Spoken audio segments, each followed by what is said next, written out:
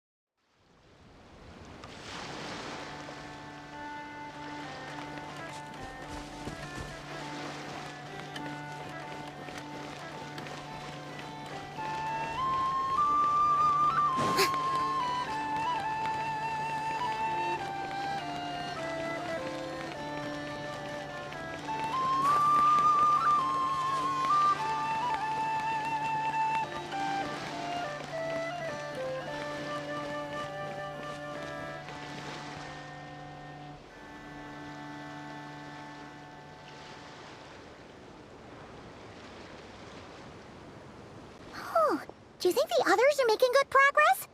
Hope it's all going smoothly. Oh, hey look! They made it back as well!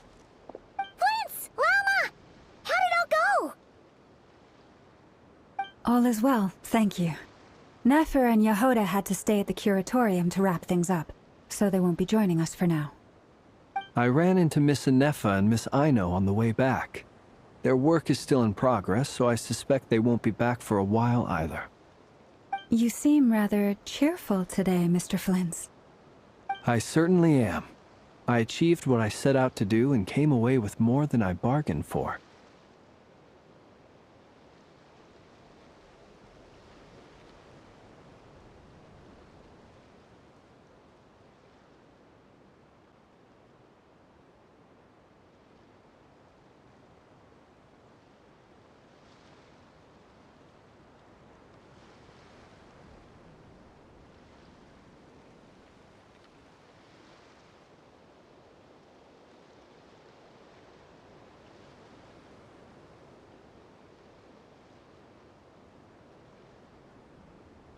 Fighting alone can get quite tedious, but I had the good fortune to run into a pair of brave young warriors. We meet again. How have you been? Albedo! What are you doing here? That would be a natural assumption to make. It's also the correct one. These two courageously lent me a hand while I was fighting the Wild Hunt. When they told me they were Servarka's colleagues, it all made sense. And given how people of outstanding talent tend to cross paths, it's no wonder you're already acquainted. So, who's your travel buddy, Albedo? Why don't you come and introduce yourself?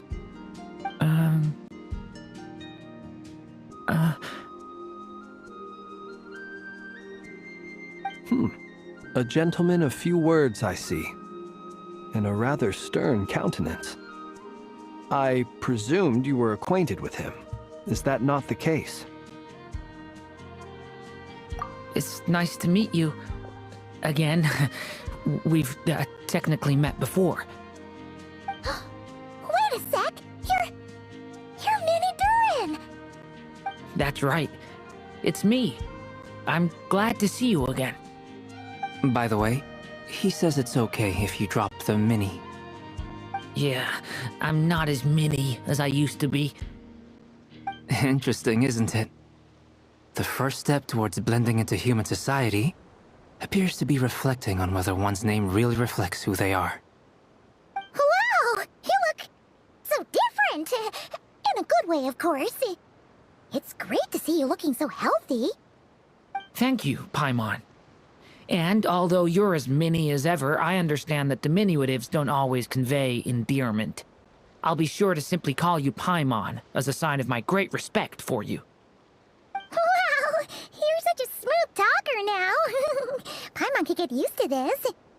From now on, you may refer to her as your esteemed guide, Paimon.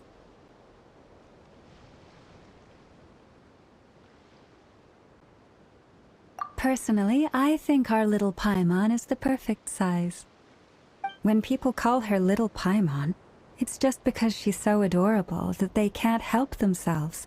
If that's not a sign of endearment, what is? You're absolutely right, Miss Lauma. My brother still has a long road ahead of him when it comes to understanding human relationships. Anyway, speaking of long journeys, didn't Columbina, leave with you? How come she isn't back yet? She's been catching up with old friends. Wouldn't be surprised if she stopped for a cup of tea or 10 on the way back. Uh-oh. People are talking about me. Hope it's nothing negative.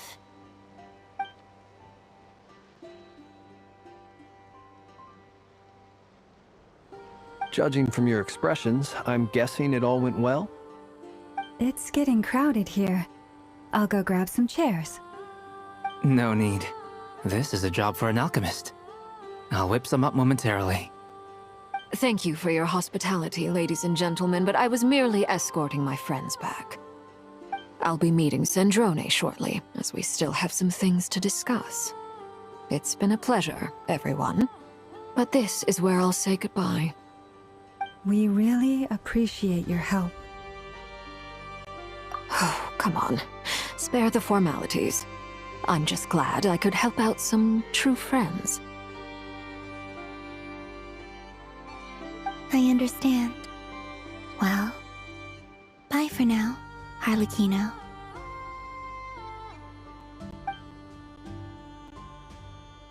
Oh, this place is hopping. It's probably a good thing one of us left. Otherwise, we might not fit all these people in.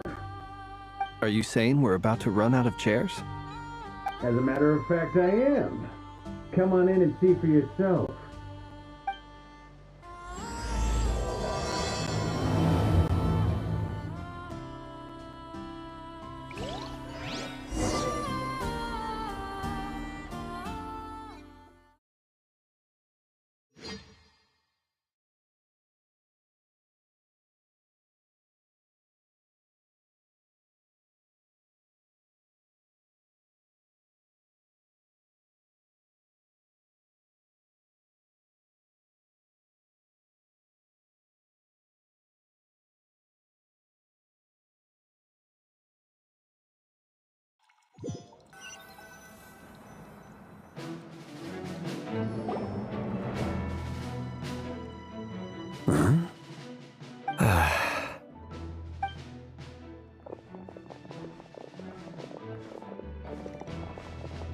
I overheard your little chit-chat outside, by the way.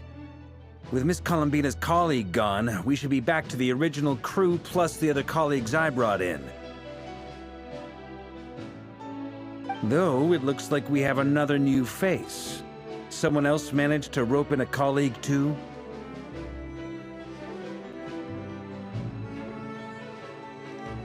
Frankly, you and Paimon are the only people I know here. This here is Deanslip, colleague of Tibet's greatest guide, Paimon, and greatest adventurer, the Traveler. Well, not exactly colleagues, more sort of friends. When someone else jumps in to do the announcing, you know you're speaking to someone important. Let's hear what he has to say. Note to self. Once Paimon knows your name, the rest of the world will soon follow. When he comes looking for us, it's usually something important. Paimon's guessing you've heard about the Wild Hunt, then. From the looks of it, you're about to hold a meeting. If I were to say that the Wild Hunt is our mutual enemy, would that earn me a seat at the table? As the saying goes, the enemy of my enemy is my friend. Mr. Dainsleif, there's a seat with your name on it. Though, I can't promise the same for everyone else. Hey, Albedo, think you can rustle up a couple more chairs? After all this time apart, Grandmaster Varka's first order is to rustle up a couple more chairs. I've missed this. Is he being sarcastic? Hey, he's your brother. Why are you asking us?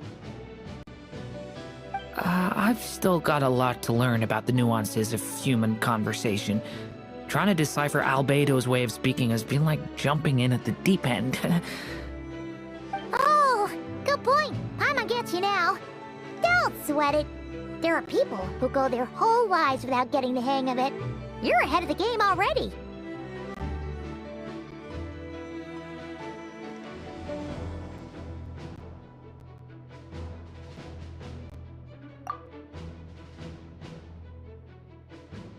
I wonder what's taking Nefer so long. Perhaps you should go and check in with her. If anyone can hurry her along, it's you. I just got back from the curatorium.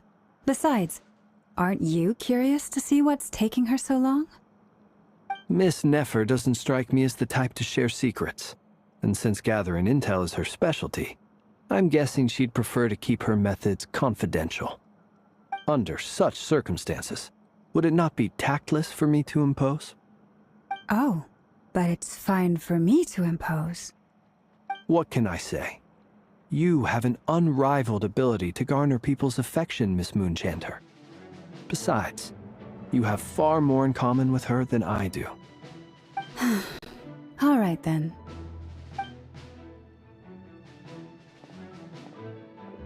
Impressive. She barely fought back at all. I admire your powers of persuasion, my friend. As I'm sure Miss Lauma will realize soon enough, the trick in life is to always pitch in with other people's responsibilities so that you can be selective with your own. Another trick is to simply hide in the background. Spoken like a true sage. Anyway, looks like we've got some time to kill before the meeting. Let's take a little breather, folks. And feel free to chat amongst yourselves. We'll get down to business once the other two arrive.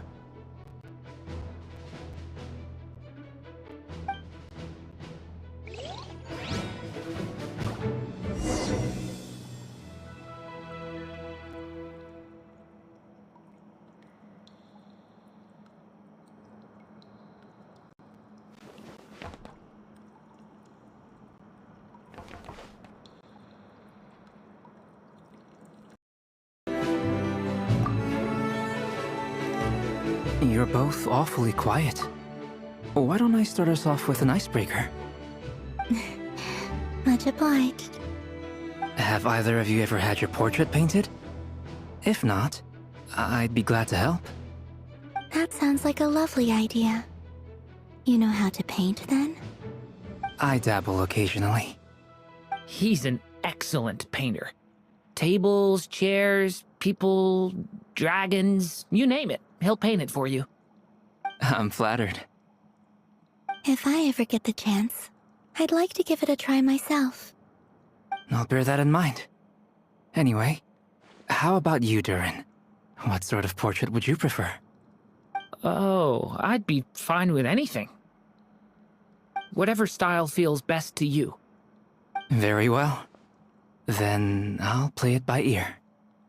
You can replicate any style I want? I can try. If you show me a sample, I'll do my best to match it. Thank you. In that case, I'll dig up some reference material for you.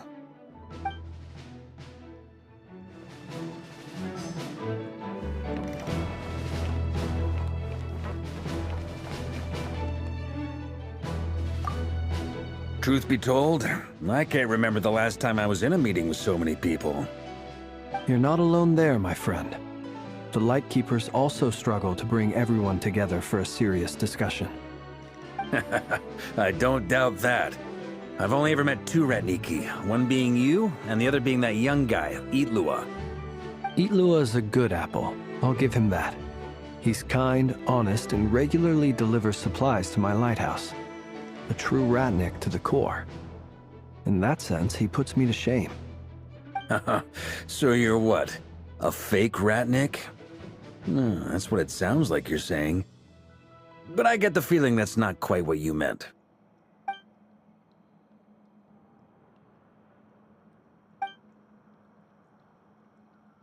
Come on, why the awkward silence? Sorry. I'm not even gonna bother trying to hide it. You've known all along, haven't you, my friend?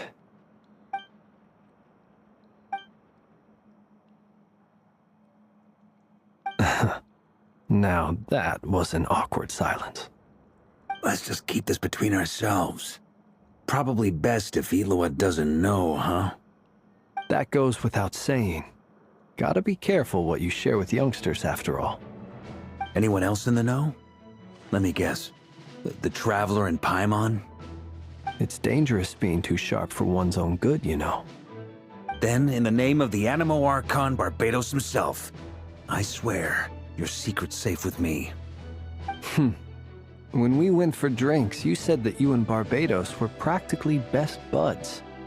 In the light of that claim, do you really expect me to take your oath seriously?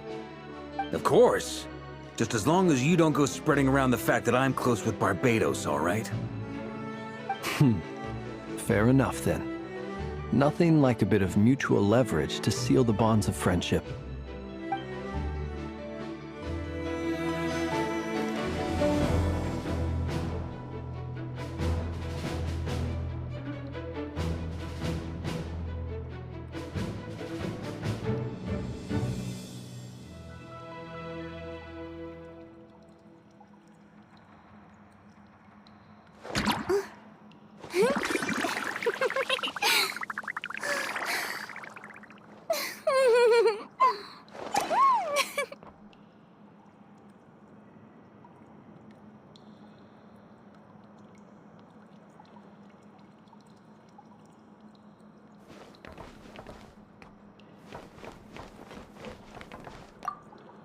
Is there something you'd like to say to me?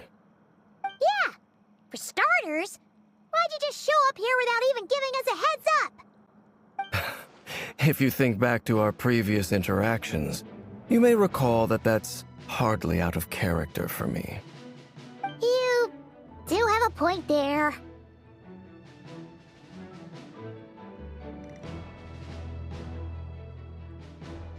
Oh yeah! You'll need to find somewhere to stay the night too, right?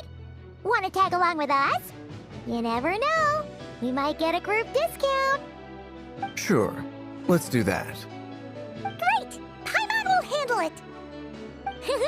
And in return, we can get Dainslift to be our very own personal bodyguard.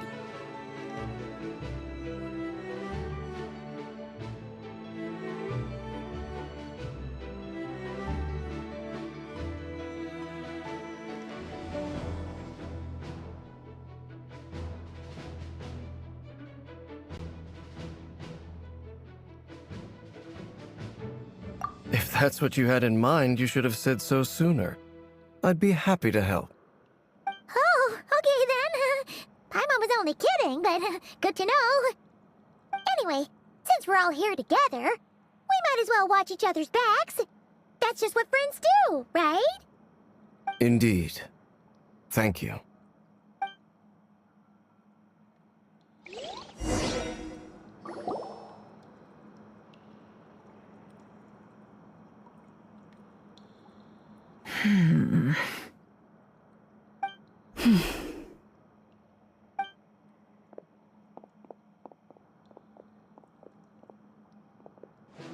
Ah, Miss Nefer. You made it after all. But what about Yehoda?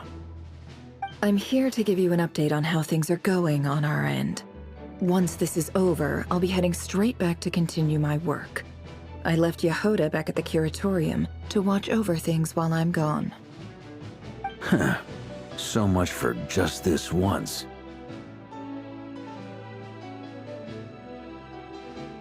Shh! Not so loud! We're on a roll here. What if she remembers and suddenly decides to back out?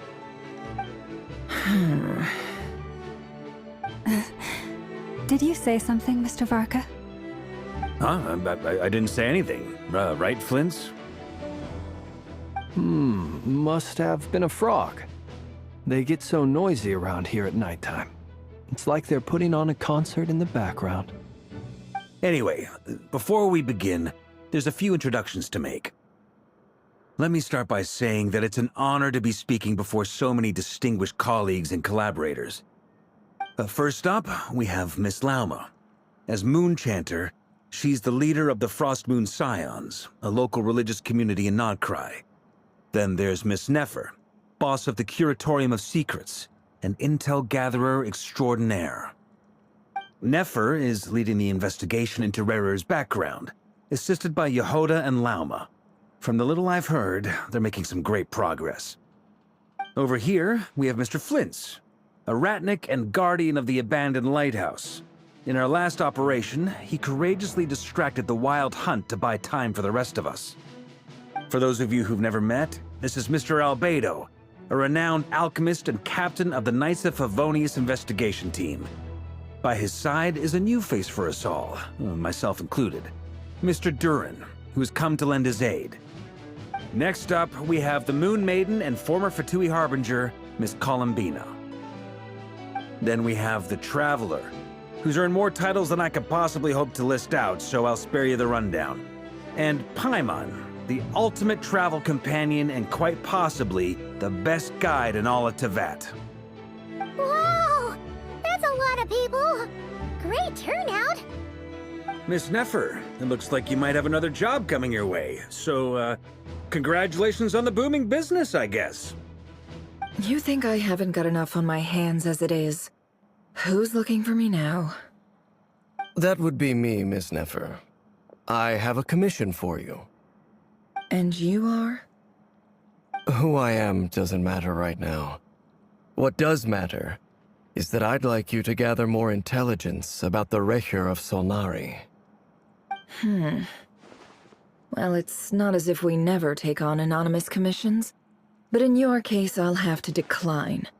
I'm gonna take a wild guess and say your job's probably more hassle than it's worth. Something about you seems like bad news. It's my eyes, isn't it? Conrian, I assume. And what's with the mask? Are you trying to hide your identity? In any case, the fact that you're even still alive raises an awful lot of questions for me. My name is Dainsleif. And yes, I am from Conria. As I'm sure you're aware, the Recher of Solnari's real name is Rerir. He was once an acquaintance of mine. Really? Then you must have been quite an influential figure yourself. You flatter me, but none of that matters anymore. My point was simply to clarify why I have asked Miss Nefer to investigate Rerir's background. So you're both from Conria, and it sounds like you used to be friends? What am I missing here? Surely you already know how he became one of the Five Sinners. I'll tell you everything I know. The history of Conria, the names and identities of the Five Sinners. I remember it all like it was yesterday. I have never spoken openly of this before. But the truth was exactly as people say. The Five Sinners were each driven by their own desires, and it was by playing upon these that the Abyss tempted them to their fall, tearing Conria apart in the process. The visionary, Vedafenir, who wished to foretell the future. The wise, Haroptatir, who sought limitless knowledge. Gold, Rheindotter, who desired to create life. The foul, Surtologi, who pursued supreme strength. And last, but not least, Recher of Solnari, Rerir, Ravager of the Moon. Of the five, Rerir is the only one who remains a mystery to me. He never harbored grand ambitions.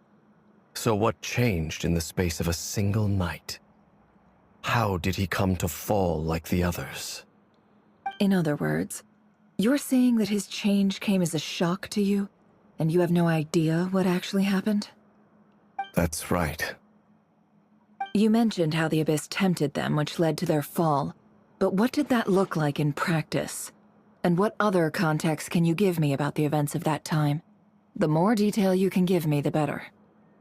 Strangely, now that it comes to it, I hardly know where to begin. The fateful night took place during the era of the Eclipse dynasty. One day, my elder brother, the visionary, Vedifenir, was summoned to the palace by the Vinster King, only for the king to gouge out his eyes and cast him into the dungeons. When I came to hear of this, my fury knew no bounds. I gathered together every ally I thought I had, and together, we set a night to storm the palace and free Ved. Centuries on, the memories of that night still haunt me like a never-ending nightmare. We broke through the palace gates, just like we had planned, each striking towards our separate targets. But then, I was betrayed.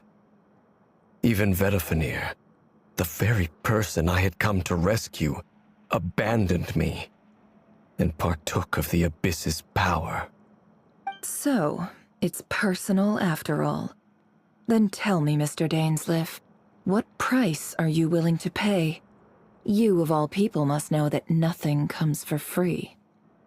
I cannot say what price would be worthy of such a commission. But know this. Rerir was not always a madman. Believe it or not, there was a time when he was just an ordinary man, working for the Conrian Intelligence Service. Uncovering the truth of Rerir's past is the only way to unravel this mystery. But before you decide if you will accept my commission, I will tell you more about him. Enough, I hope, to help you plan your next move. Sounds pretty good to me. Feels like we just flagged down a random passerby, only to discover he's actually a master strategist who has a score to settle with our enemy.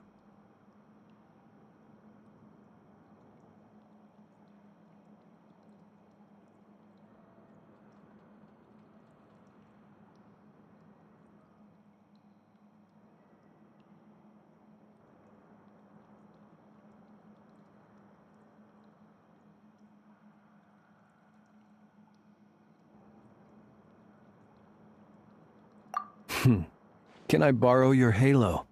It could be useful in the lighthouse. Hey, enough with the wisecracks! Besides, isn't that lamp of yours bright enough already? Relax. It was meant to be a compliment. If that was a little over the top for your liking, I'll make sure to tone it down next time. I'll give your proposal some serious thought, Mr. Dainsleif. Let's speak in private once the meeting is over. Before that, there's a few things I'd like to share.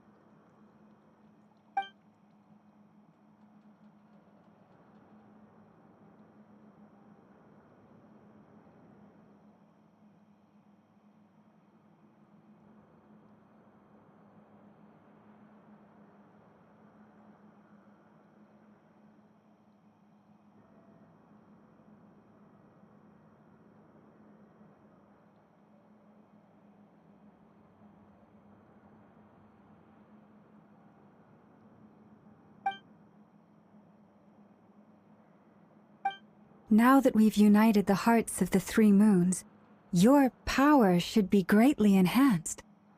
But it seems like that hasn't happened yet. I believe it will take a little longer. You've done so much for me, so I want to be completely honest with you all. Even though I'm doing a lot better now, the truth is, my recovery will likely be an ongoing process. From the moment I was born, my power has been slowly ebbing away. And that is because Tevat has never accepted me. Even with the moons united as one, it seems my rejection cannot be undone. So far, I have yet to find a solution. It may turn out to be a problem that will plague me until the day I finally leave this place behind. Even so, I will do everything in my power to help you drive out the Rehir of Solnari. As Arlecchino put it, this is not about chasing the spoils of victory. It's just a gesture of heartfelt gratitude. Kutar.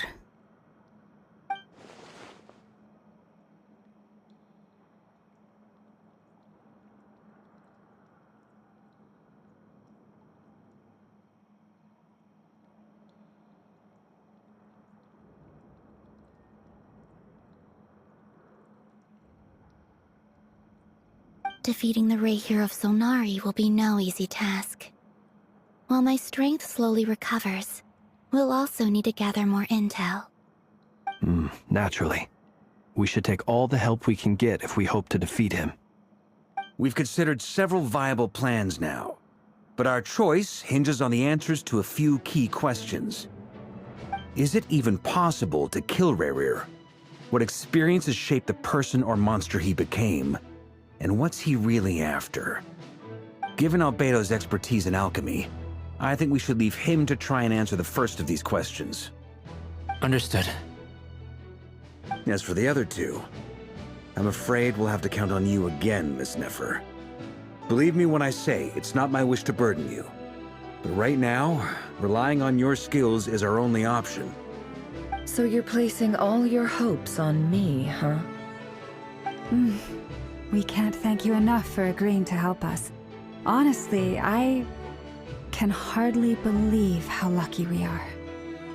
You sure have a talent for changing your tune, Miss Moonchanter. Timid like Yehoda one moment, then flinches insincere flattery the next. Ladies, please. I must object to your portrayal of me. That's all. Feel free to keep bickering. Just pretend I'm not here. I almost don't want to leave this room. I'm curious to see how this plays out. I have faith in you, Miss Nefer. Something tells me you'll stand by us until the very end. Oh? And what makes you so sure of that? What if I suddenly decide that my compensation is insufficient? This isn't about the money. I can sense that you've got a deep-seated distaste for Rahier. And knowing you, that alone is motive enough. Look at them getting along so well. Like two peas in a pod. And I'm the one they accuse of insincere flattery. There is no justice. Miss Lauma, you have to understand something. Unlike you, I don't actually enjoy having everyone's hopes on my shoulders. Is that right? Well, maybe the fact that I'm willing to put my hopes in other people says more about me than you. But the fact is, I also trust you. And that's because I know that you're someone we can count on. Anyway, we've got our plan, so let's get moving. Mr. Dainsleif, let's talk.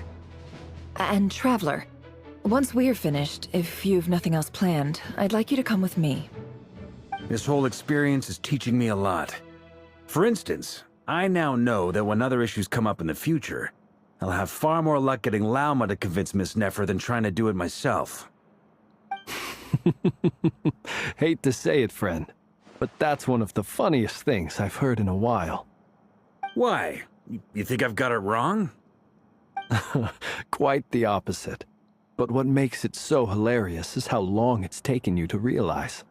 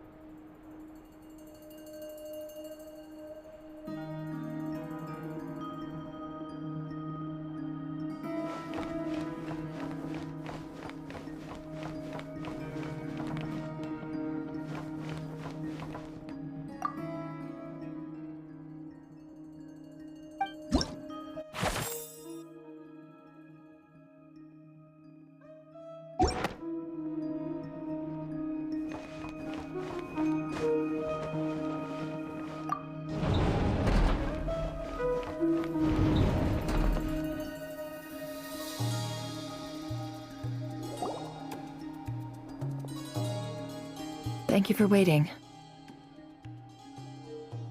It's okay. We actually used the time to help Dainsleif get a room at the hotel.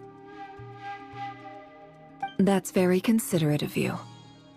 Now, I trust you share my curiosity about Rarier's past, and you seem fairly familiar with Mr. Dainsleif already.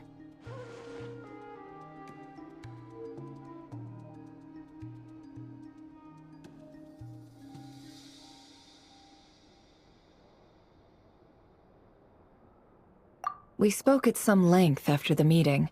He was the one who suggested I should invite you to join this operation. He feels confident that these secrets will be safe with you. Dane has a lot of faith in us, that's for sure.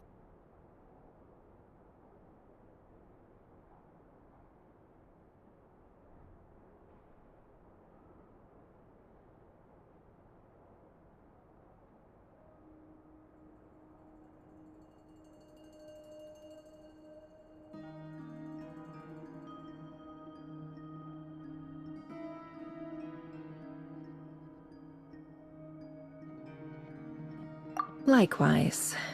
I appreciate that you got right on board without interrogating me about why I invited you. It shows that you trust me to explain everything in due course. That's because we know what you're capable of. We appreciate you too, Nefer. You might have been forced to help in the beginning, but this time, it was your choice. That's one way to put it. Another is this, that once a decision's been made, it's set in stone. After that, my only goal is to see it through. Alright, so here's how it is. I'm going to access Rarier's thoughts again using my confidential method. Now, I'm sure you've seen things like this before on your travels, so you're surely well aware of how dangerous it can be. The reason I've gathered you all here is to ensure my safety during the proceedings. I plan for us to enter the fragment of his consciousness together, and once inside, I will focus on searching for information. Think of this as a diving expedition into someone's brain. If I'm the diver, you are my safety equipment, tasked with keeping me alive while I'm under the surface. Once the ceremony begins, we will all be spying on privileged information. But in the interests of safety, you must remain absolutely silent at all times. We will discuss our observations after the ceremony has concluded. Lastly, any individuals of a weaker constitution are advised not to partake in the ceremony. In any case, Paimon has her own job to do, which requires staying in the room but not joining the ceremony.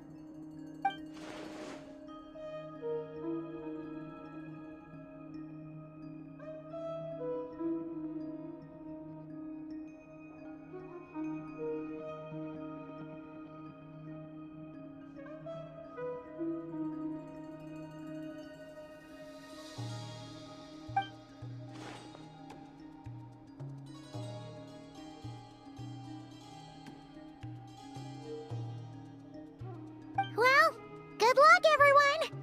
Sounds like all Paimon can do is cross her fingers and root for you guys. There's a little more to it than that. I was being serious when I said you have a job to do. While the rest of us are inside Rarier's mind, it's imperative that we have a team member on the outside. In the event that something goes wrong, you will be our first responder. I don't anticipate any issues, but the extra level of safety will be greatly appreciated. I second that. This is a dangerous operation here, and you're our whole rescue team. That's pretty much the most important job in the crew. So, Paimon's like the lifeguard? Yeah, that makes sense. All right, got it. Good. Please, take a seat. We'll get started momentarily.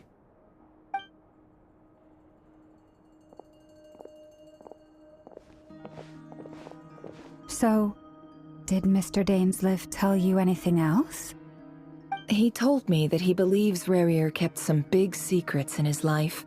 He's not sure that they were the cause of his eventual downfall, but he's asked me to uncover what those secrets were all the same. But surely you're not planning to go through with this, no matter the cost. If you think that, you'd be overestimating me. I'm a businesswoman, not a mercenary. But I do have my own professional reasons for taking this job. You think I'd turn down the opportunity to get a first-hand glimpse into Conrian history? No chance. Well, as long as you don't let morbid curiosity get in the way of safety concerns, we're good. We'll do whatever we can to help you. You're such a killjoy.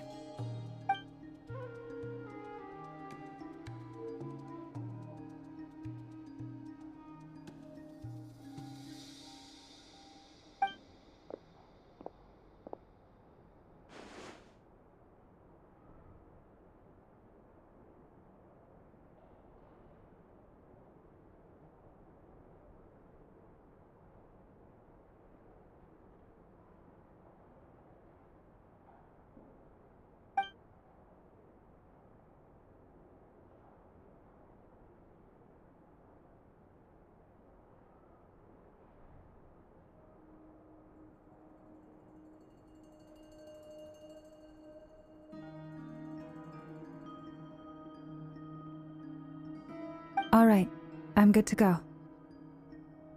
All set over here, too.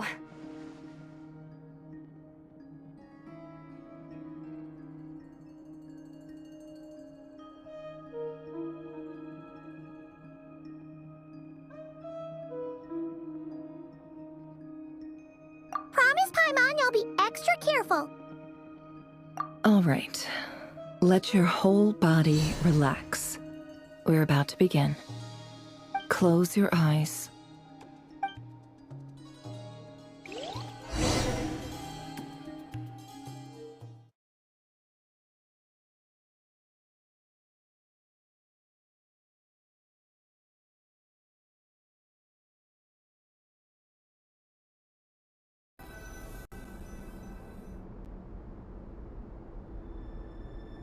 Phew. Could this be his office? Pretty standard setup. Bookshelves, paperwork, files. According to Dainsliff, Rarier used to be an intelligence operative. Chances are there's plenty of top secret intel stashed away in this room. Is this where you keep your secrets, Rarier? Can't say I'm not looking forward to this.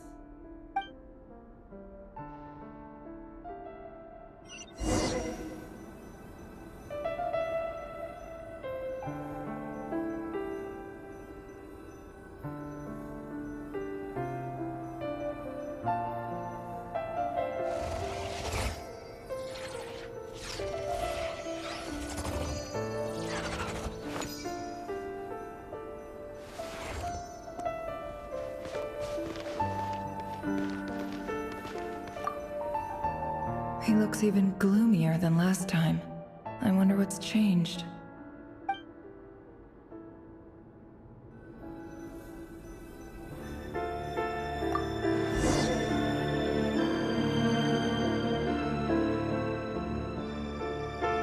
Today's files are in. Time to wade through them, just like usual.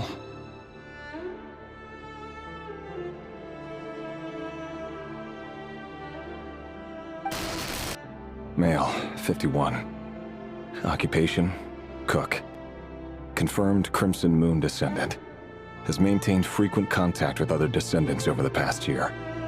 Poses a threat to the dynasty.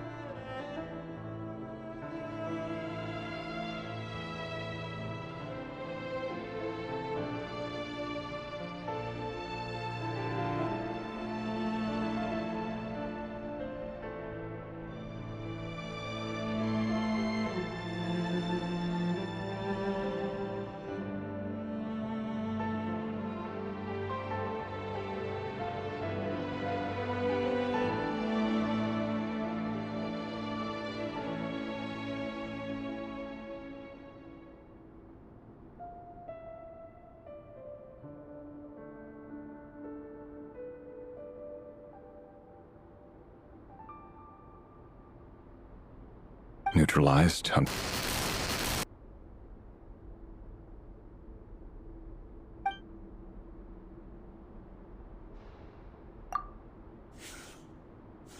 This one should be archived under purged targets.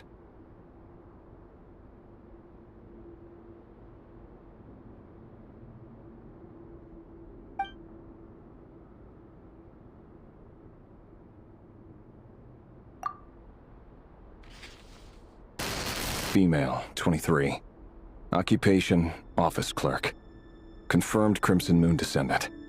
Has maintained frequent contact with other descendants over the past year. Poses a threat to the dynasty.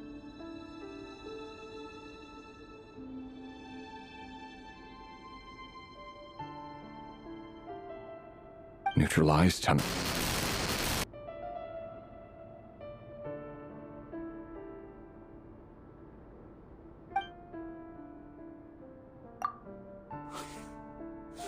Another one for purged targets.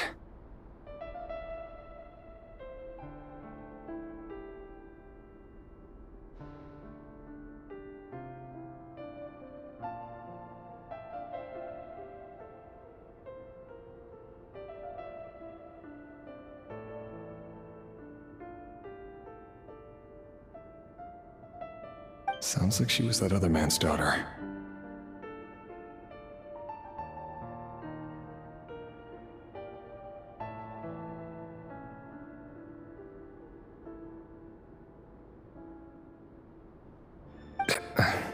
Never mind. What's it got to do with me?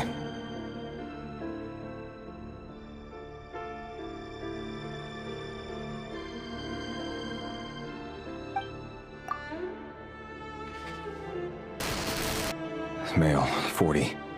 Occupation, teacher. Confirmed Crimson Moon descendant. Has been observed making contact with other descendants during the past year. Poses a threat to the dynasty.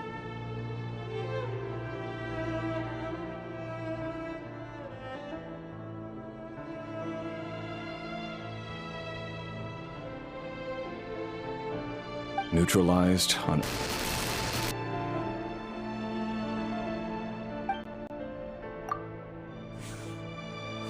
Just another nobody for the archive.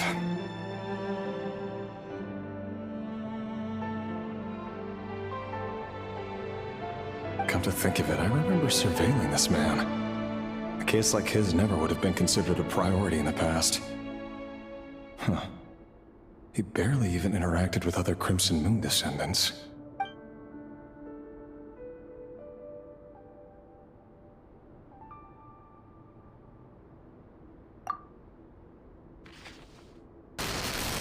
Female, 16. Occupation, none. Orphan and confirmed Crimson Moon descendant. Has been observed making contact with other descendants during the past year. Poses a threat to the dynasty. Neutralized on...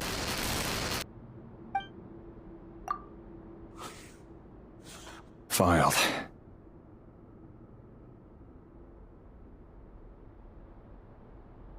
I have no recollection of this girl. None whatsoever.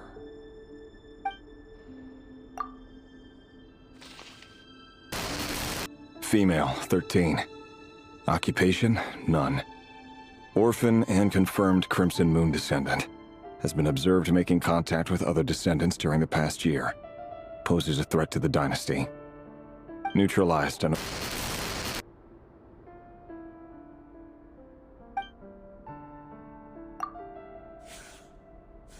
Filed.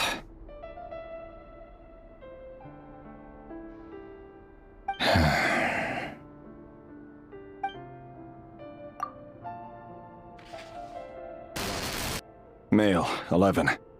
Occupation, none. Orphan and confirmed Crimson Moon descendant. Has not been observed making any contact with other descendants during the past year. Poses a threat to the dynasty.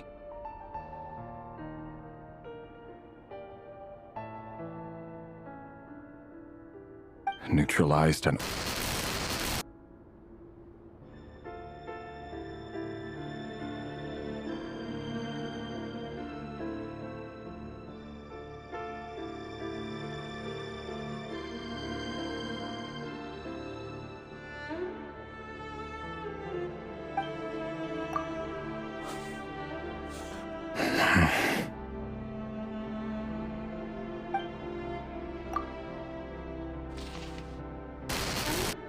Male. 6. Occupation, none. Orphan and confirmed Crimson Moon descendant. Poses a threat to the dynasty.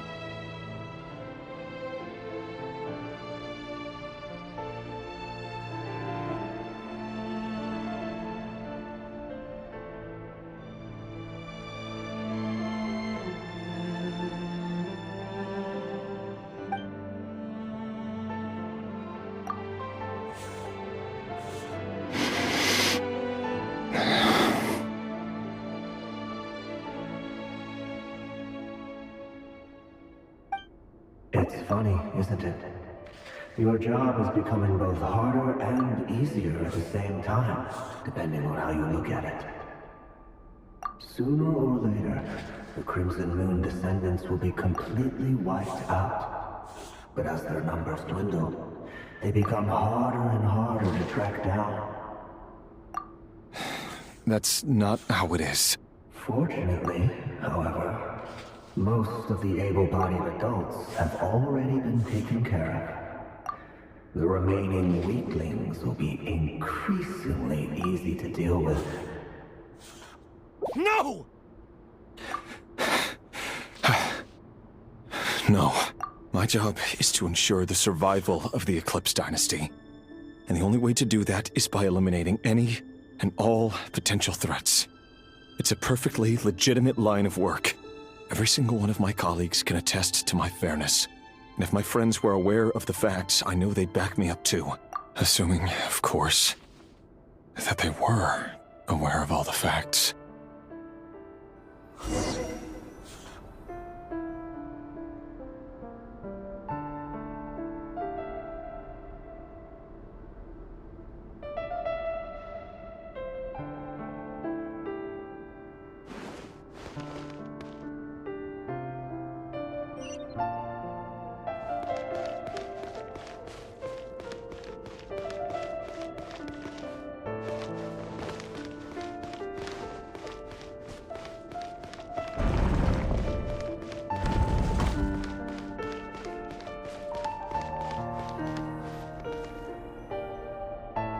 Mr. Vedifalnir, it's been quite some time since we last met.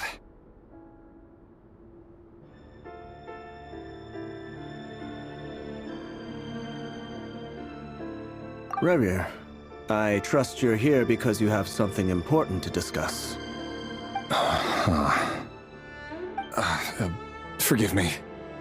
I wasn't tuning out, it's just, I noticed you didn't even phrase that as a question. As if you knew I was coming. Tell me, does someone in your position ever feel the need to ask questions at all? It is indeed within my power to foresee certain things. Things like your arrival. I was just thinking. It won't be long before I'll be inviting both you and Dane to my wedding. That isn't a lie, but nor is it a fact as such. It's a wish, isn't it? No fooling a prophet, is there? Ever since that day we met for drinks, I knew it was only a matter of time before you came looking for me. Does it feel good? Knowing how the future will unfold. I'm afraid the notions of good and bad fail to capture the complexity of what such a power entails. Once you've seen what will come to pass, it can be all too easy to succumb to fear and melancholy. Unless, of course, you learn to abandon these feelings.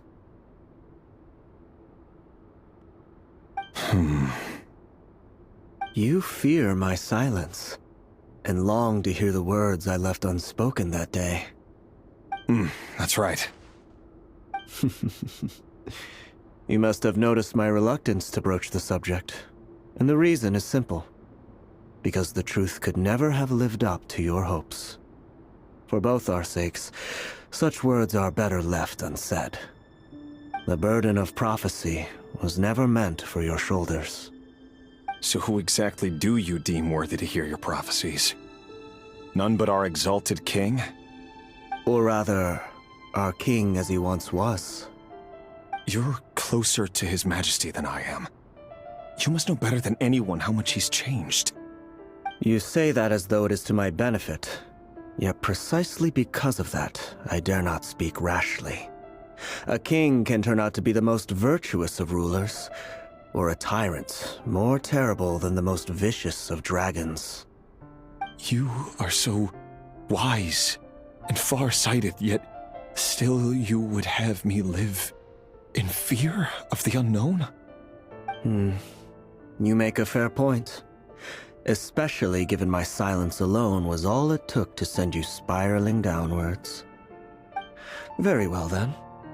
Let me offer you some advice. And I say this not as a prophet or a visionary, but simply as the brother of your friend. For many reasons, there is very little chance of your marriage ending in happiness. If happiness is what you seek, you should find another fiancé.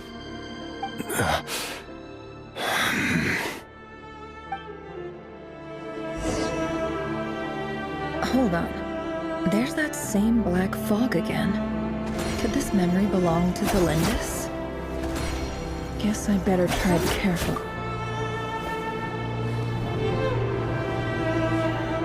Wait. Hear me out. This time we finally got a clear look at his face and learned his true identity. His name is Rayrir, and he claims to be one of the king's guards. What did you say? A cruel irony, isn't it? The man you're set to marry leads a double life as a brutal executioner. Why are you telling me all of this now? Simple. It's because I want you to kill him. You are the only person he would never suspect. No, absolutely not. I would never dream of doing such a despicable thing. So you'll just stand by and watch him slaughter us to the last? Do not forget that the blood of the Crimson Moon flows in your veins too. The blood of the Crimson Moon? What does that matter now? The dynasty has long been dead and gone. You think that alone is reason enough for me to throw away everything I have? Why wouldn't it be? You two were once a child of the Crimson Moon, just like me. Don't tell me you've never felt so much as a flicker of fury for the way we were trampled into the dust. As long as you promise to abandon this pipe dream of restoring your dynasty, I can try to persuade him. Or have him persuade the Vinster King. Persuade the Vinster King? Do you even know why he's so obsessed with hunting us down? Why he keeps trying to force us to hand over our secrets? Over and over again? Or why we refuse to give up on restoring the dynasty? The Vinster King. A blind fool. His eyes clouded by powers from beyond this world. A petty little man with a miser's heart. And he dares to sit upon the throne? Mark my words. Sooner or later, Conria will fall. And it will be his doing. If you can't bring yourself to do it, so be it. Just you watch. It won't be long before calamity descends upon us all. The Rayrir of Solnari. That really is quite a secret you've been keeping from me, Rayrir. But who am I to talk? Am I really any better? I've kept my own past a secret this whole time too. Love should be built on honesty. But ours was born from lies. And yet, is it really so wrong to hide things that would only make life harder? If we don't cover up the parts that no one else should see, how can we go on pretending to be normal? Vedifulnir must have known all this. And that's why he made his prophecy. In the end, nothing stays hidden forever.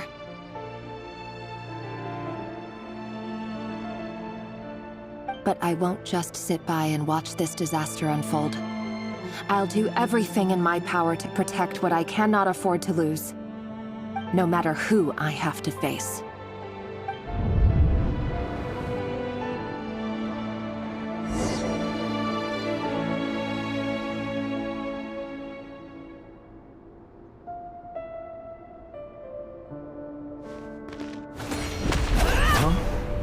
Was that Rerir who just walked past the window? Doesn't it give you the chills that he still takes the same road to work every day? As if nothing ever happened. Those people at the deli. Enough already. They're clearly pretty taken by their own disguises, so just smile and play along. Pull the rug from under beasts like that, and you'll risk having your throat torn out. Deli? Oh. They're talking about those people from the opposition. Right.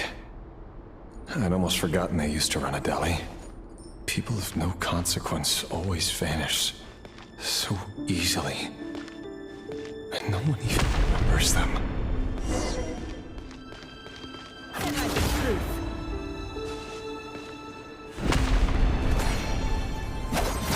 Yeah, it all adds up.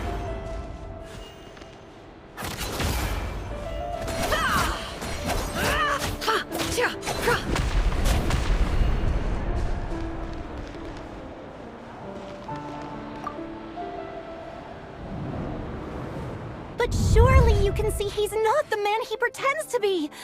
So many have died already, and they say that the king's madness grows with each passing day. We're not going to survive this, are we? But why does it have to be this way? Do we really deserve to die just because of the blood that runs through our veins? Felindis, are you even listening? Sorry, Freether. My mind was off wandering. I heard you, though. You're talking about what Rerir said. He's just following the king's orders. He's a secret agent, and it's his job to hunt down rebels and dissidents. By the time you first met him, he'd already taken lives. Maybe he was using you from the very beginning. No. Rerir has no idea I have anything to do with the Crimson Moon. My family are only distant relatives of the main lineage, and besides, my eyes are perfectly ordinary. Truth be told, apart from my teacher, pretty much no one knows I have any connection to any of it. It's been a long time since my family severed ties. But as Orlog said, who could possibly talk sense into that raving lunatic of a king? No one. I'll work something out. Trust me, I'm with you all. But for now, you need to keep yourselves hidden. Don't let anyone find you, anyone at all. Don't forget that Rerir is an Eclipse operative. You need to be extra careful when he's around. And when I am too. For now, don't come looking for me. And if anything happens to me, just act like we've never met. If even you can't escape this, what hope do the rest of us have? But after all this time together, surely he wouldn't lay a hand on you. I won't speak in his defense, nor can I give you a clear answer to that question. But I'll do everything I can to put an end to this. Here, hold on to this. If an opportunity to escape presents itself, take it. You'll be glad you took some spare change. You call that change? But what about you? I've got a job, and there's still money coming in. But you can't go anywhere right now. Please think about yourself for once.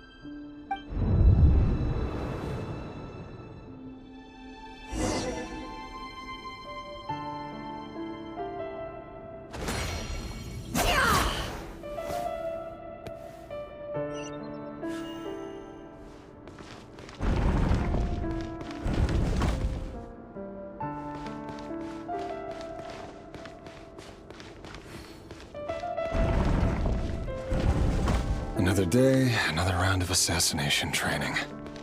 Training ground is just beyond this hidden passageway. When you kill a person, doesn't it bother you when you end up covered in their blood? Why would it? Aren't we all just walking blood bags? But not everyone is accustomed to hunting down others like prey. You've been a hunter for so long now. You seem to have forgotten that most people don't just go around killing one another. Leave me alone.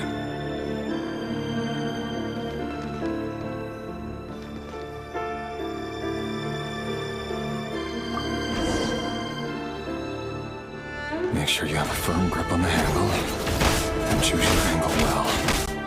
Keep your movements light and brisk, and the prey won't sense a thing. I'll bet no one ever died a quiet death at your hands. I work clean. No traces.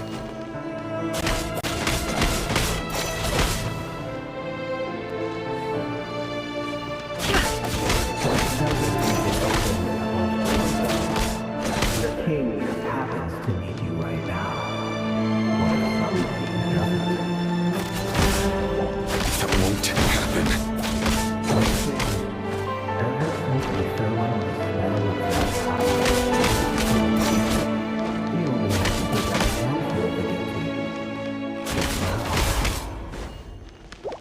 The ones I've dealt with have always been guilty, and I've carried out my work flawlessly.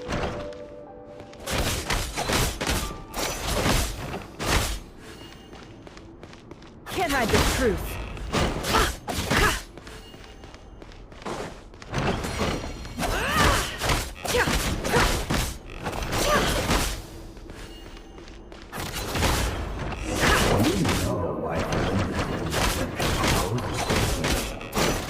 Because he didn't trust you. Something else. No!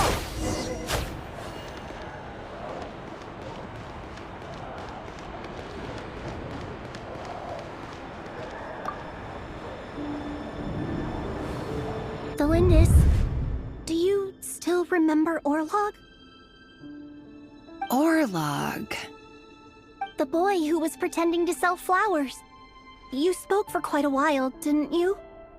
Yes, we did. What about him?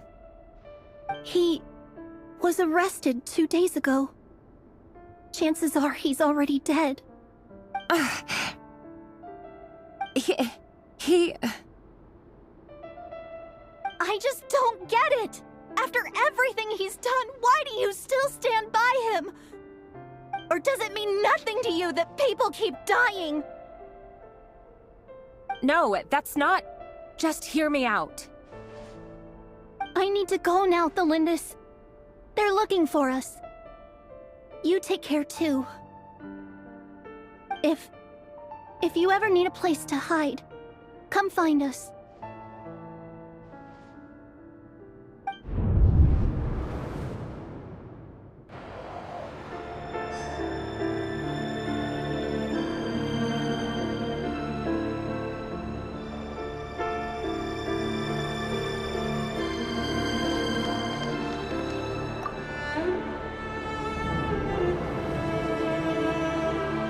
Author, Thelindis. Over the course of this week, the research object was subjected to interference for a total of 47 hours for experimental purposes. The results are as follows. All subjects of observation that were sent inside have now... The situation within is proving more problematic than anticipated. No progress whatsoever. What now? Won't you give me even a glimmer of hope?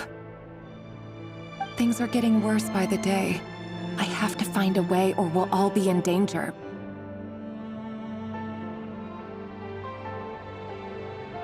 But I...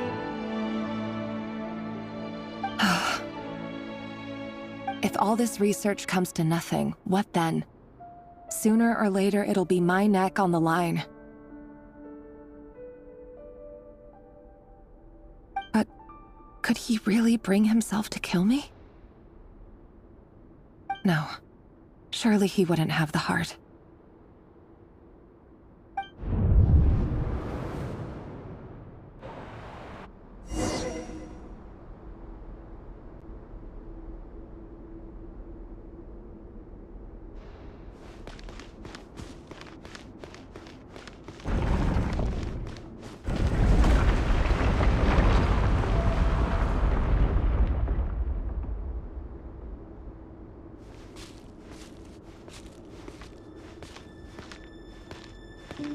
Why won't you just let us go? We don't even know each other. All we want is to live ordinary, peaceful lives. You want to live?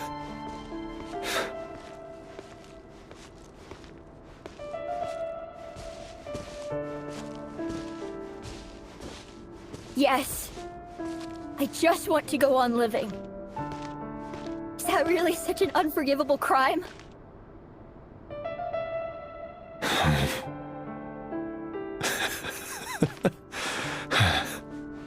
You want to go on living. I want to keep living too. To keep living forever. That's why I have no choice but to continue on the path I'm on. If only some savior would suddenly swoop down and change the way the world is. Too bad that's not going to happen. Imagine that. If there really were such a person, you and I wouldn't be standing here like this, would we?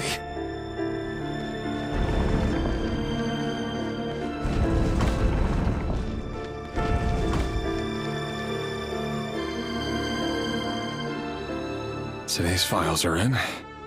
Time to wade through them just like usual. No, I don't get tired of it. It's my job. And not only am I lucky to have it, I'm good at it too.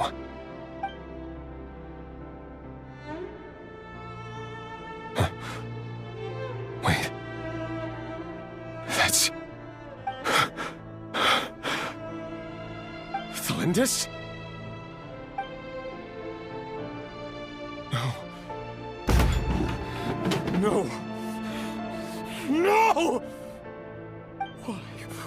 Why?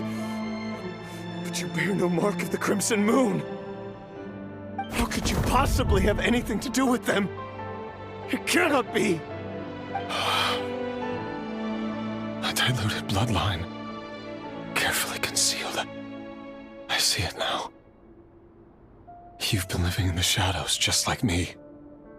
What a fool I've been. Numbing myself with talk of justice. Even imagining my friends would back me up. But in the end, Irminsul. Finster King! How far are you going to take this? From the direct bloodline to secondary offshoots? And then what? Today it's the descendants of the Crimson Moon. Who will it be tomorrow? Will you not rest until everyone down here is dead? No. This cannot go on. This is where it ends.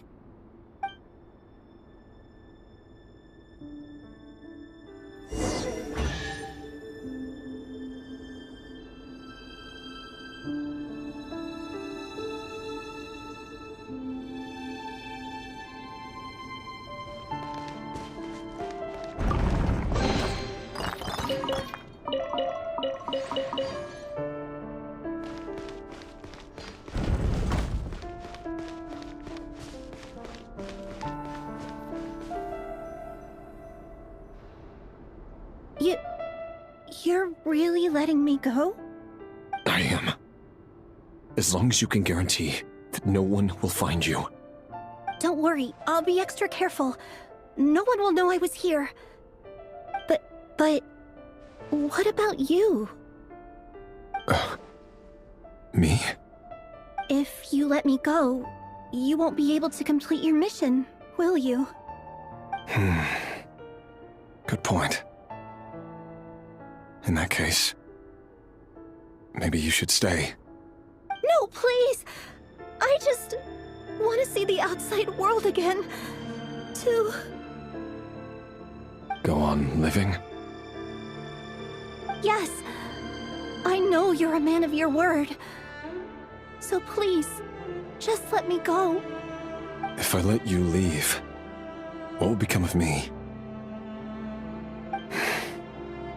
Just kidding. Go, now. But remember, don't let anyone know you were caught. We'll be seeing each other again very soon if you do.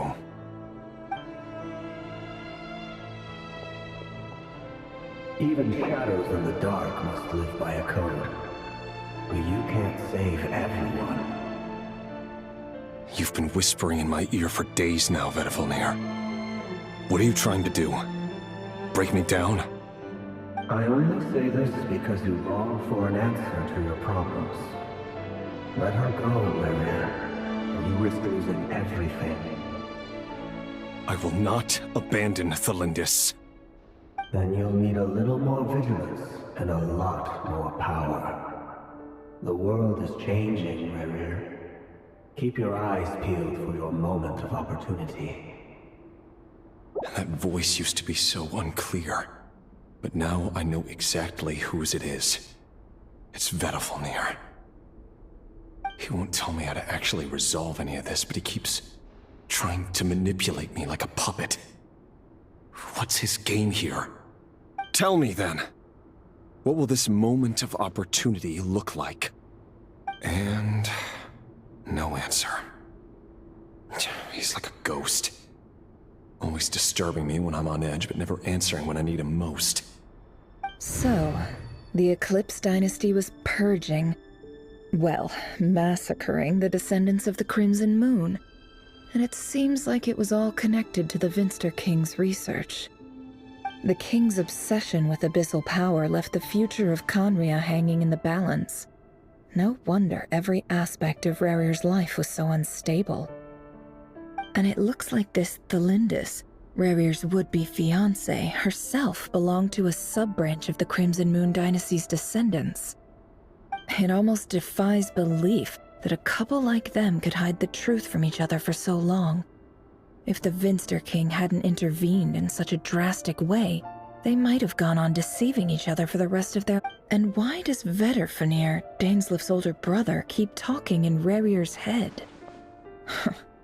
This guy kept more secrets than I ever imagined. The human mind is like a vast desert of shifting sands. When you follow the flow of someone's memories, you only ever see the parts they're willing to let surface. Time for something a bit more creative. We've been inside Rarier's mind this whole time, building up a picture of his psyche. There's already enough clues on the board to start reading between the lines and mapping out the rest.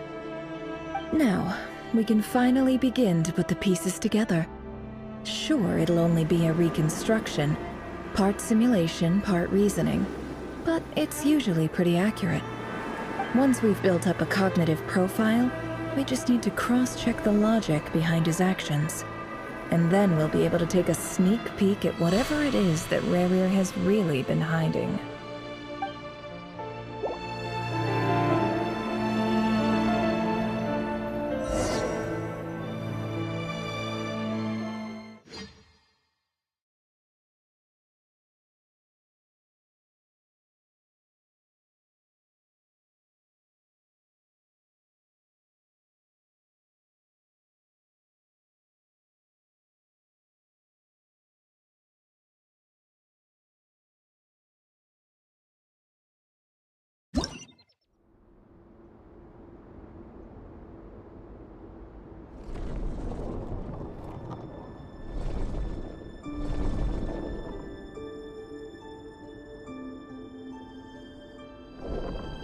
Rarier, are you there?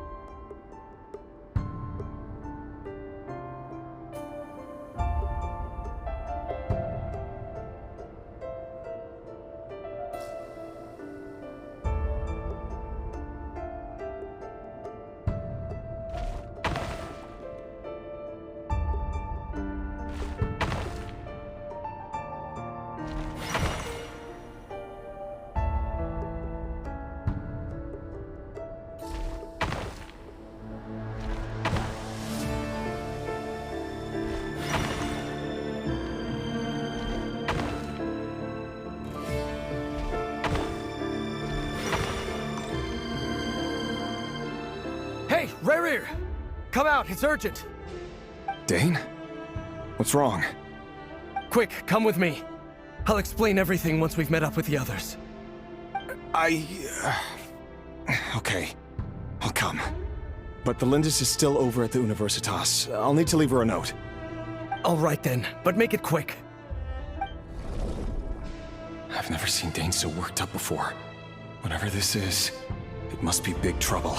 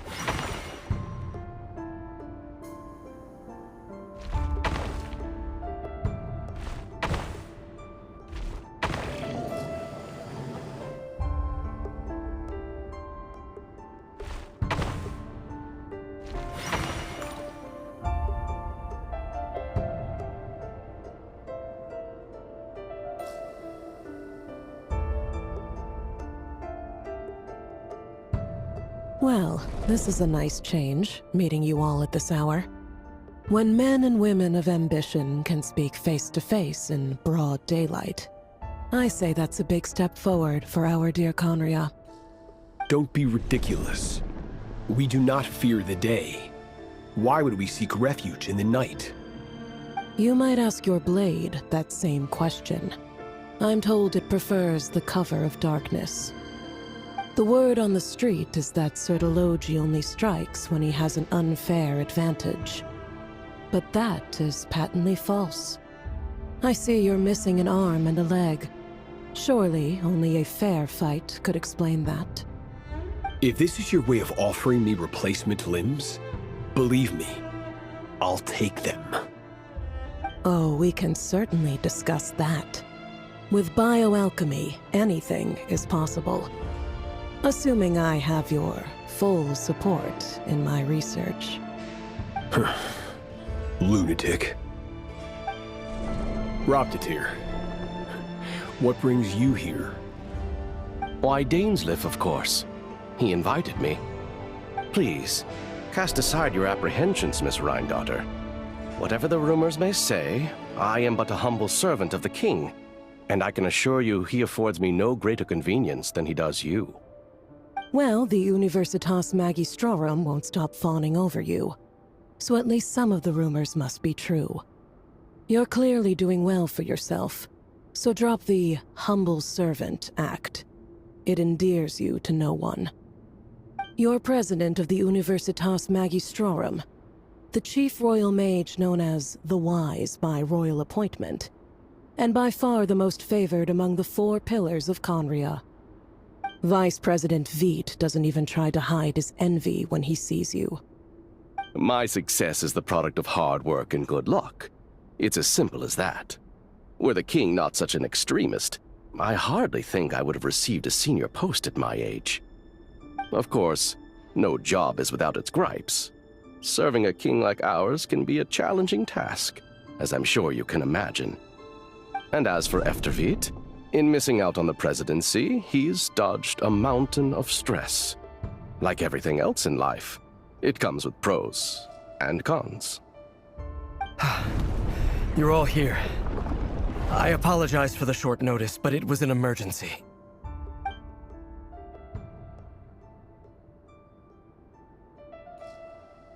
You must be Rarir. Mr. Sertologi. Yes, I handled your case file during your sentencing. Nothing personal, of course. I'm pleasantly surprised that you remember me. You're clearly a person of substance if you've been invited here. But Dainsleif, you'd better have a very good reason for convening this little gathering. It's my brother, Vedalfenir. After he spoke at the court this morning, the king was so infuriated by his words that he had him blinded in both eyes and thrown in prison. Vedalfenir in prison? Strange. I thought the king trusted him and Heroptatir more than anyone else in the world. Does this mean the king's circle of trust just got even smaller? It has nothing to do with trust. It's about what the king wants, which is as clear as day to anyone paying attention. I simply appease him, because it's in the best interests of the Universitas Magistrorum. And also because you're slimy. Vedalfenir, perhaps less so. But still, a visionless visionary? It rather inclines me to think that qualifications are not what get you ahead in Conria. Do you honestly think this is an important discussion to be having right now? Dane, what are you planning to do? Rescue Vedalfenir, I assume. Correct. It will mean storming the palace by force. Tonight. I need all of you on my side. That's far too dangerous. And don't forget, Dainsleif, you're captain of the Royal Guard. You swore an oath to the throne. Hmm? You've been planning this for a while, haven't you? I have no desire to commit treason. But whatever critique the king may have of Vedalfenir, disfiguring your most loyal subject for putting the best interests of his court and nation first, this is not the conduct of a wise ruler. My blade will force the king to see the error of his ways. So, Vedalfenir's prophecy enraged the king. I'm sure it wasn't what he wanted to hear, but if he won't take counsel even from the visionary, that is deeply troubling news. The extent of His Majesty's madness is now all too clear. The question is, how does a man like me get out of this situation unscathed? You have noble ambitions, Dane. But I'm afraid they don't do much for a guy like me. I'm not interested in saving the world. All I want is a letter of pardon. A letter of pardon? For whom? Thelindis? The chances of the Vinster King issuing a pardon for anyone connected to the Crimson Moon seem vanishingly slim.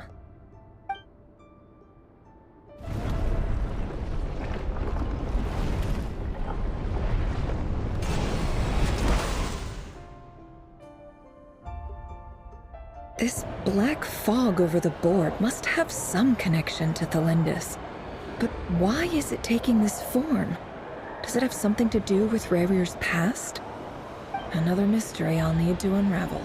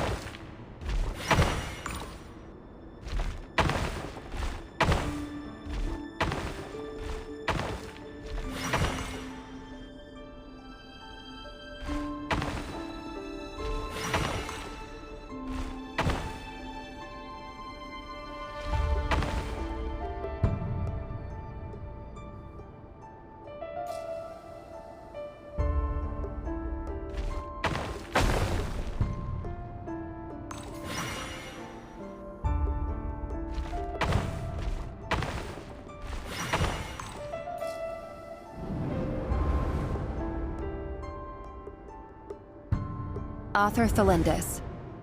Over the course of this week, the research object was subjected to interference for a total of 60 hours for experimental purposes.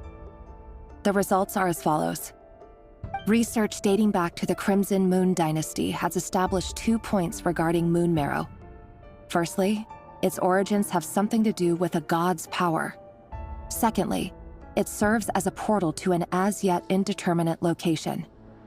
Moon marrow can thus be defined as a spatial gateway. However, there are a number of hurdles to overcome before we can answer the question of where it leads to.